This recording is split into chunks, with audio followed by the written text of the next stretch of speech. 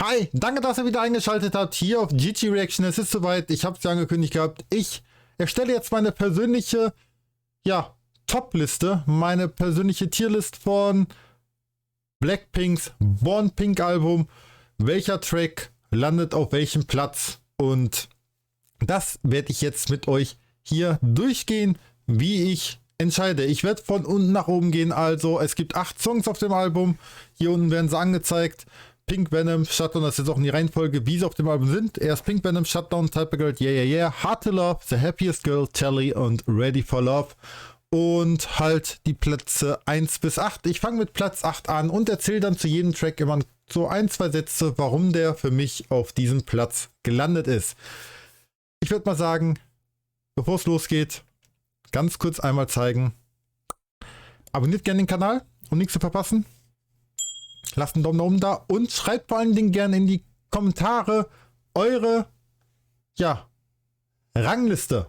Welchen Song seht ihr auf der 1, 2, 3, 4, 5, 6, 7, 8? Schreibt mal gerne vielleicht auch kurz dahinter, warum ihr den Song am stärksten findet. Würde mich interessieren. Wir legen jetzt aber los mit meiner persönlichen Toplist. Und da muss ich sagen, auf Platz 8 ist leider Hard to Love. Es ist bei weitem kein schlechter Song. Also keins der 8 Songs hier sind schlechte Songs. Aber von den 8 Songs ist in meiner Ansicht nach der Solo-Song von Rosé der schwächste. Der bleibt mir nicht im Ohr. Ich habe ihn jetzt sogar noch zweimal gehört und selbst jetzt könnte ich nicht hundertprozentig schon wiedergeben. Ich müsste ihn jetzt vielleicht noch mal abspielen. Ich habe mal hier im Hintergrund gerade auch Spotify offen und kann den ja einmal ganz kurz hier mal anspielen.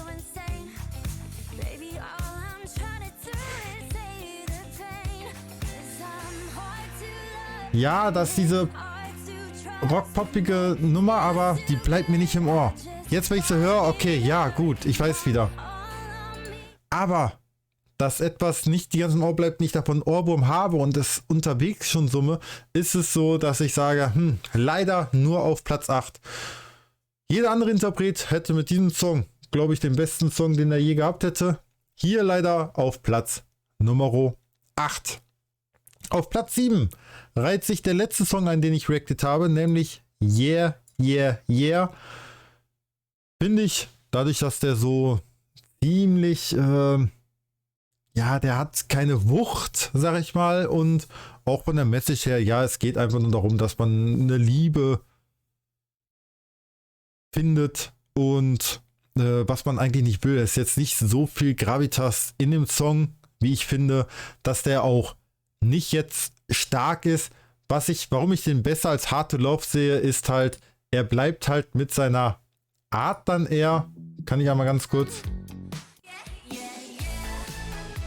diese Melodie, bleibt für mich eher im Kopf und halt der Endpart,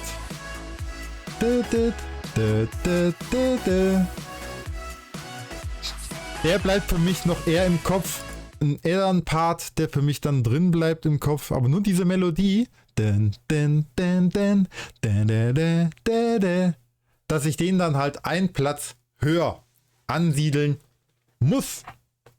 Und deswegen ist für mich Yeah, Yeah, Yeah auf Platz Nummer 7.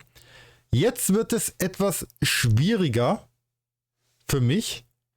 Nämlich mit Platz 6 und Platz 5. Die teilen sich eher so. Das ist bei mir so ein bisschen abhängig. Ich packe jetzt Type of Girl auf die 6. Kann auch sein, dass manchmal Type of Girl auf die 5 ist. Und ich sag schon mal nächsten Ready for Love dann auf der 6. Also die sind so für mich so fast gleich auf. Deswegen lasse ich jetzt die Nummer 6 mal weg. Und packe beide auf Platz Nummer 5, Type of Girl und Ready for Love. Warum ich die so gleich auf finde, ist, Type of Girl ist zwar komplett in Englisch gesungen, Ready for Love hat ab und zu noch ein klein bisschen vielleicht die Nase vor, weil er koreanisch mit dabei ist und ich mag die Tonalität der Sprache. Deswegen ist für mich Ready for Love ein klein bisschen weiter oben. Hat vielleicht auch noch eine Gunst, dass es dazu ein Musikvideo gibt, was ich jetzt nicht super gut finde. Aber bleibt dann auch noch mal im Kopf, dadurch, dass ich noch visuell etwas habe. Aber wir hören einmal ganz kurz meinen Lieblingspart von Ready for Love rein und in meinen Lieblingspart von Typer Girl. Und ja, dann wisst ihr auch schon, was ich meine. Einen Blick mehr, ich suche mal ganz kurz den Part raus. So, jetzt kommt von Ready for Love der Part, den ich am stärksten finde. Und zwar der hier.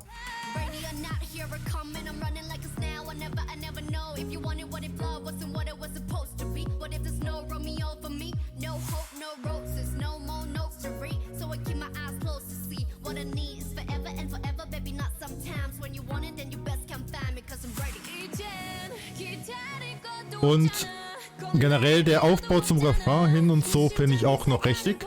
Also recht gut gemacht. Das ist für mich mein Lieblingspart von Ready for Love. Der Rap-Part von Lisa. Und bei Typer Girl könnt ihr euch bestimmt schon denken, was da mein Lieblingspart ist. Und zwar folgender.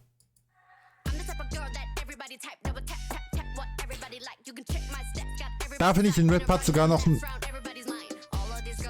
Ticken stärker, aber der ist halt nicht lang. Aber dieser kleine Rap-Part erinnert mich so derbe an Eminem.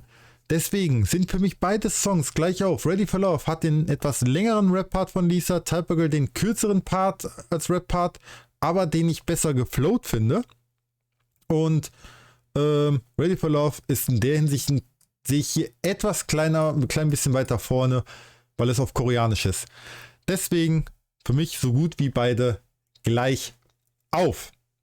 Dann kommt für mich auf Platz 4 Pink Venom.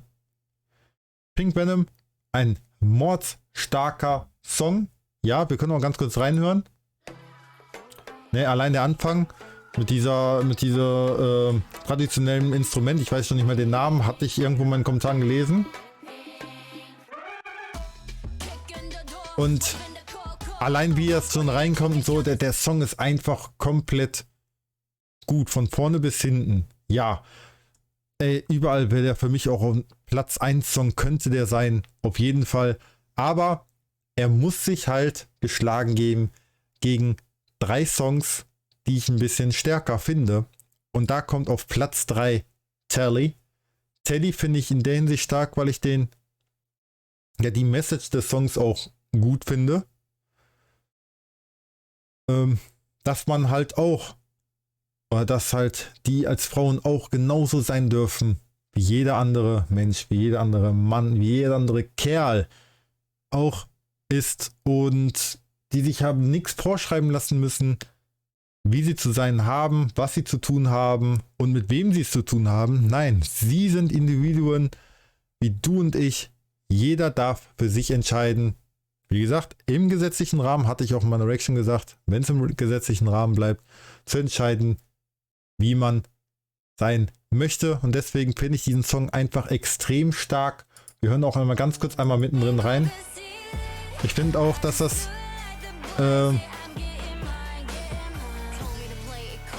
ja, der ist so slow, aber bringt damit die Message viel besser rüber und ist nicht so überladen. Und deswegen finde ich den Song sehr stark, für mich auf Platz Nummer 3 Telly. Auf Platz 2 ist für mich Shutdown und damit wisst ihr es auf jeden Fall Platz 1 The Happiest Girl. Shutdown ist für mich deswegen auf Platz 2, hat jetzt nicht so die krasse Message an sich und so, aber ich mag diese Kombination hier aus diesem Sample des klassischen Songs. Ich hatte irgendwo gelesen, es ist irgendwie von einem italienischen Komponisten oder so. Ein Sample, also wurde gesampelt und ich finde das so geil mit dieser Violine. Der Beat ist für mich der beste von ganzen Album. Ist das der Vorzeigebeat überhaupt und auch dann später. Bam, bam, bam, bam, bam, bam, bam, bam, bam. Oh, ich liebe diesen Beat. Einfach ungemein. Das ist so richtig so, oh, da ist man richtig dabei. Richtig, richtig, richtig geiler Song. Nicht vom Text her, das geht. Ne, der Text ist ja okay. Aber der Beat kickt derbe rein. Und den finde ich einfach nur mordsmäßig krank. Welcher Song für mich allerdings auf Platz 1 ist, unangefochten, ist The Happiest Girl. Und The Happiest Girl ist komplett anders als Shutdown. Da gibt es nicht so diesen Beat. Wenn wir jetzt noch reinhören, man hört nur ganz leicht diese Klaviertöne. Und der ganze Song wird nur getragen vom Gesang der 4 Mädels. Und ich sag mal so viel. Wenn ein Song mich zu Tränen rührt, und das habt ihr in meiner Reaction gesehen, dass ich wirklich zu Tränen gerührt war. Nicht, weil ich mit dem Song so irgendwie mitgehen kann, dass ich das irgendwie komplett verstehe, was da gerade ist. Weil ich bin viele, viele Jahre in einer mega glücklichen Beziehung. Deswegen bin ich da überhaupt nicht jetzt gerade so, dass mich der Song vom Inhalt her berührt. Aber die Stimmen lösen in mir Gänsehaut aus. Die Stimme von Jisoo im Gesang, oh, da geht richtig mir, ne, da gehen die Haare hoch. Und dann am Ende, kann ich auch noch mal ganz kurz einblenden, was ich meinte. So, und jetzt dieser Part, den finde ich jetzt so stark. Und jetzt. Und wenn man ein klein bisschen mehr instrumental reinkommt, ein bisschen noch Schlagzeug rein, diese Drums. Oh, da habe ich wirklich Titelfell, da habe ich die Tränen in den Augen bekommen. Und wenn das ein Song schafft, dann macht er vieles, vieles richtig. Deswegen muss der für mich unangefochten auf die Nummer 1 sein. Das war's von, ja, meiner Rangliste von Born Pink, Platz 1 The Happiest Girl, Platz 2 Shutdown, Platz 3 Tally, Platz 4 Pink Venom, Platz 5 und 6 teilen sich Ready for Love und Typer Girl, Platz 7 Yeah Yeah Yeah und Platz 8 Hard to Love. Man kann jetzt auch einfach sagen, Yeah Yeah Yeah ist Platz 6, Hard to Love ist Platz 7 und ein Platz 8 gibt es nicht. So könnte man jetzt auch sagen. Deswegen mega starkes Album. Und ich bin gespannt, wenn ihr in die Kommentare schreibt, was ist euer Platz 1 bis Platz 8. Schreibt es gerne in die Kommentare, würde mich interessieren. Und ich sage mal, danke, dass ihr eingeschaltet habt. Das war's mit Born Pink von Blackpink. Vielen Dank fürs Einschalten. Lasst gern den ganzen Video, einen Daumen nach oben da, abonniert den Kanal und aktiviert die Glocke. Würde mich freuen. Wir sehen uns beim nächsten Mal wieder. Bis dahin, reingehauen. Euer Patrick. Ciao, ciao.